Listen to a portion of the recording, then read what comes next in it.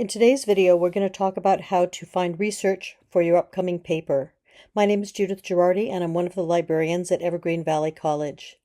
If you need to get in touch with one of the librarians, you can email us at librarian@evc.edu, or you can go to the chat box that's on the Evergreen Valley College Library webpage, and that will lead you directly to one of the librarians. It doesn't go to a bot somewhere that has standard answers. It goes to one of us who can help you with your research. In this video, I'm going to talk about how to search the library databases. I know that a lot of you are used to using Google or maybe an AI assistant like Perplexity, but there's 3 reasons that it's important to go to the library databases for your work for this class. One of which is the stuff in the databases is academic information. It's information that's specifically based for college level information needs, papers, etc. Second of all, they specialize in college level assignments. What that means is that the companies that put out the databases actually go to the college websites and they see what kind of assignments that a typical English C1000 or a typical environmental science class might have. And they format and design the databases around those assignments so that you can find exactly the information you need. They're specialized for college level research. Lastly, this is also to prepare you for transfer. Our library has over 30 databases because we're a community college. However, when you get to San Jose State or whatever other school you're going to go to, they have hundreds of databases. For example, I know that San Jose State has almost 500 databases. This is to prepare you for the research needs you're going to be using at a 4-year. As I said, we do have 30 databases or over 30 databases, so I've kind of honed it down to the top 5, the ones that are going to be the best for this particular paper that you've got. One type of source that we have is overview sources. That's going to be books and encyclopedias. An overview source is something like Wikipedia.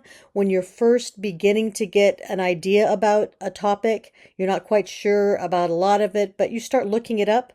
That's when you'd start looking at an encyclopedia or maybe even a book on the topic. We have those online for you, and I'm going to show you a couple of those. We also have controversial issues databases. Those are databases that are specific for the exact kind of assignment you have. You have a persuasive argument to do, and you have to have a refutation or another viewpoint, another way of looking at the topic. These 2 databases I'm going to show you specifically have pro-con arguments. They have more than one viewpoint, which is exactly what your paper is supposed to bring in. So I'm going to introduce you to those 2 databases as well. So rather than hitting 30, we're going to hit, I'm going to suggest 5, and you can talk about whichever ones you'd like in your paper. I'd like you also to know that while you're doing research on your topic, the more research you do, the more you look at your topic, the better off and better informed you're going to be. Your topic's going to become more focused. You're going to see what some of the big issues are around your topic. So just the act of actually searching databases makes you more knowledgeable about your topic. For example, if my topic is AI, artificial intelligence, and I keep looking up articles and things, I'm going to see that there's a lot of subtopics, things that keep coming up. For example, privacy keeps coming up. Maybe I want to do my paper not on just AI, but AI and privacy. Another thing that keeps coming up is the environment or environmental aspects. Maybe that's what I want. Mental health is huge when it comes to AI and therapy, AI and AI companionship, what effect it has on us mentally. Education, AI and education is big. So there's a lot of different subcategories that you have around your topic. We'll also be talking a little bit later about MLA. For now, let's get into the databases. I'll bring up that screen. Okay. Here we have the evc.edu webpage. This is for Evergreen Valley College. The way to get into the library is to go over to the magnifying glass. You go down to Support and Resources, and you click on Library. This will bring you to the library webpage. When you go to the Search Resources box, you'll see where it says Online Articles on this icon on the bottom. That will lead you directly into the databases. When you start looking for articles in our databases, be sure you go through our library homepage, or else if you try and just type in the name of one of the databases, you're going to hit paywalls. So make sure you go in directly through the library webpage. When you go in, first of all, if you're off campus, you're probably going to have to do a single sign-on, sign-in, just the same way you would with Canvas. And we do have a video on that. It's only a minute long that shows you how to get in using your single sign-on. After you do that, you'll get into our library databases. Here's our 36. And I'm going to show you 3 today very briefly. The first one is a book database. And it's going to be called EBSCO eBooks. Okay? All of our databases are alphabetical across the top of the screen, so I'm going to go to E for EBSCO book collection. You'll see there's another book collection ProQuest that you can use. There's Encyclopedia Britannica, which is always good. But for today, I'm going to show you the EBSCO ebook collection. When I do, I'll see a box here and I can type in my topic. My topic, if you remember, was artificial intelligence. I see that I have 63 books here. But I want to make sure I have something pretty current. Artificial intelligence changes so fast. I'm going to change my dates up here. I want to make sure I've only got books from the last 5 years. When I do that, I go down and I see maybe ChatGPT. That could be a good one. Living and working with AI. Maybe I want something on working with AI. I don't know. The more I look, the more interesting it becomes, and the more I can say, hey, do I want something about fake things on? Maybe I want fake news in AI. And then I see this one, Feeling Machines, Japanese Robotics, and More Than Human Care. And I think, it could be very interesting learning about how we experience ChatGPT and AI companions as feeling, as emotional. So I might like that book. Maybe that's a subtopic I'm interested in.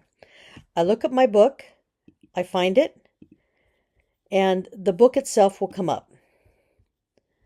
There I can see the book, and I can even look for topics I want here. Like, let's say I want something on human connection. And it's going to search the book for me and bring me exactly to the sections I want. So I look here and it says, while they operate in intimate, if not direct connection with humans, they do not need to say, okay, that's interesting. Or here's one to encourage social interaction and foster connection. Okay, it'll bring me exactly to that page and it'll highlight it for me. So although it is a full book, you don't necessarily have to read the entire book to start getting an idea or learning about your topic. So I'm interested in this book. I like it. I could download it. I could share it, which means I could create a link and email it to myself, something like that. I also can cite it, and I frequently will do that. I'll go to the citation tool, and it has all of the different ways to cite. For this particular paper, you all are using MLA. So I go to MLA, I grab it here, and then I copy it and I put it into a Word document. So I've got it with me the whole time. That way I've got all of the things that I look up, all of my research on one document. Okay. So that's the EBSCO ebooks. Let me back out of this. I'm going to go to the databases. I'll hit all of them. And I'm going to talk about the 2 databases that are controversial issues. In fact, if you go here and click on it, we have controversial issues. Search it, and it brings up 2 of the best databases we've got, Issues and Controversies and Opposing Viewpoints. For issues and controversies, when I come here, I'm going to type in artificial intelligence and click on it. And as I said, this particular database will show you pro-con articles. For example, artificial intelligence, will AI benefit humankind? That's definitely a pro-con argument. It's one that some people say yes, and a lot of people might say no. Let's take a look. This database will give you the supporters' point of view, people who think it's the greatest thing there ever was, and people who say, it's possibly dangerous, I don't know. So if you click on it, it'll bring you directly in. I go to supporters argue, and it gives me a nice synopsis of what people who like AI say. Scroll down, it's what the opponents say. It also has a really nice by the numbers section that gives you some statistics. So that's a really good database for that. Another database is called Opposing Viewpoints. And I want to end with this one because I think it's going to be the most useful for all of you. So pay special attention to this one. I'm going to go to the top. It's called Opposing Viewpoints. So I'll go to the O, Opposing Viewpoints.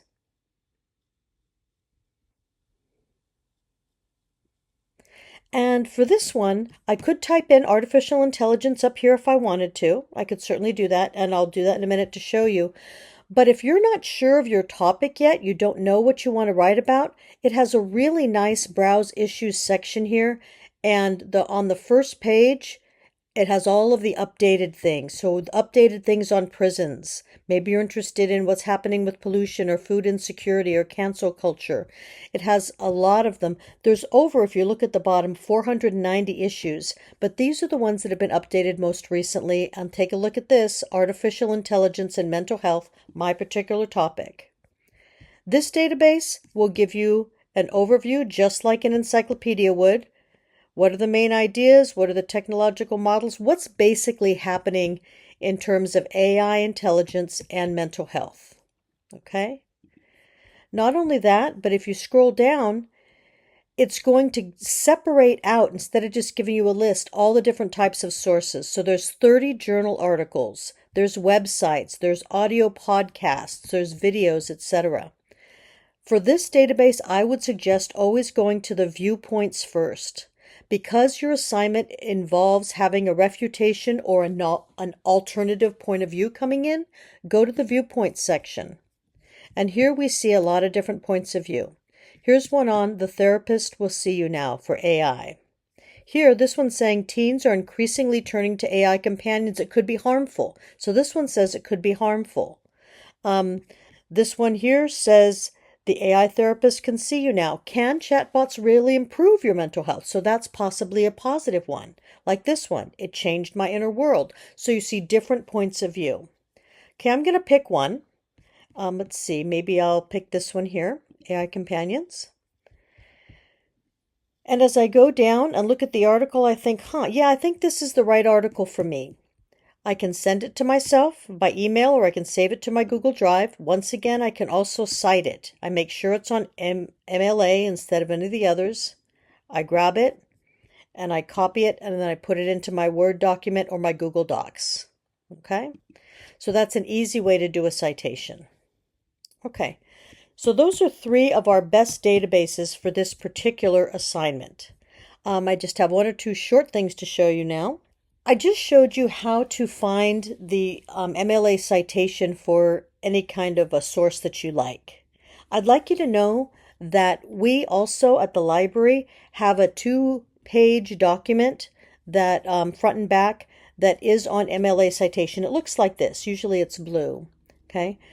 And what I'll say about that is all of the MLA citations in the databases are computer generated. And they're probably about 85% correct, which means they're about 15% incorrect. And what that means is usually the names aren't reversed the right way for the author, or maybe they have all caps, so the capitalization is wrong. The main point is before you turn in your paper, you're really going to need to double check it against this format guide. Our format guide has the front page, what it's supposed to look like with the header, etc. It also, if you were going to turn it over or look at the back page, it has what the works cited is like and what it's supposed to format as. I have the link here, but I'm also going to send a copy of that to your instructor so he can put it into Canvas for you.